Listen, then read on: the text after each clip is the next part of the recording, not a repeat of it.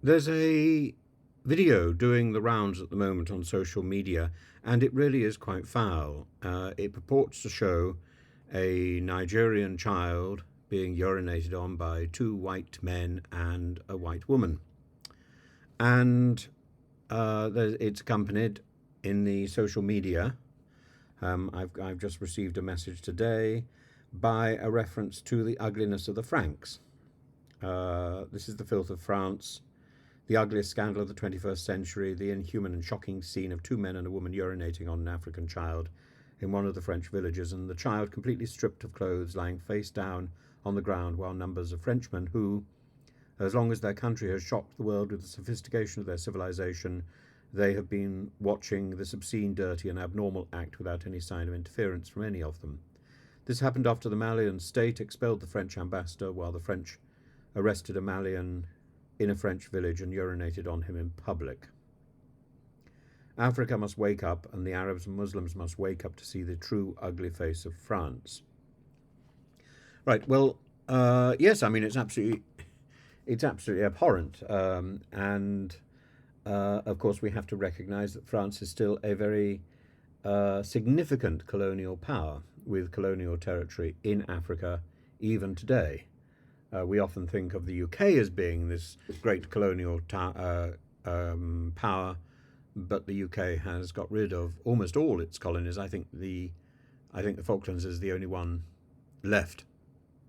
And the point is that this video has been fact-checked, not by the BBC, by PR Nigeria, and it was the work, apparently, of a person called Regina Jose Galindo, a performance artist known as Piedra, who was working to draw attention to the suffering of Latin American women. And this took place in 2013. It's not recent.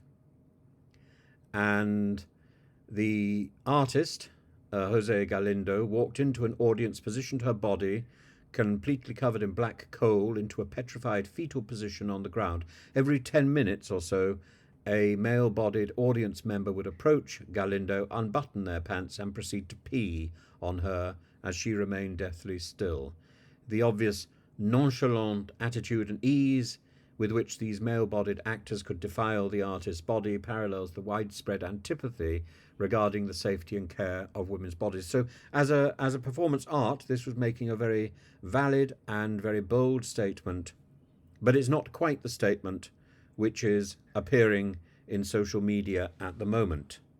The public aspect of the performance underscores the myopic nature of everyday actions, we're told here. This is the a text from that propel repetitive structural violence.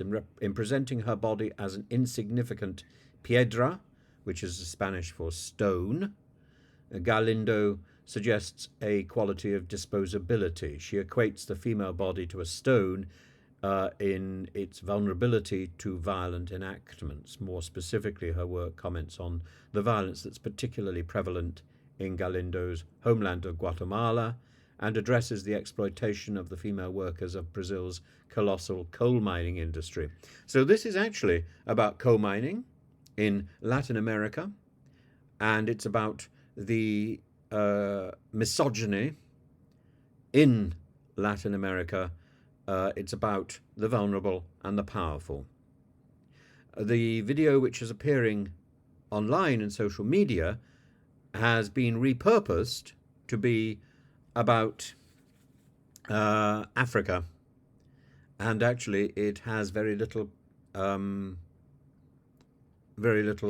do with Africa in its original creation. But, you know, stories and images and videos are often repurposed, and they often have an important story to tell. And I think this story does have an important story to tell about colonialization.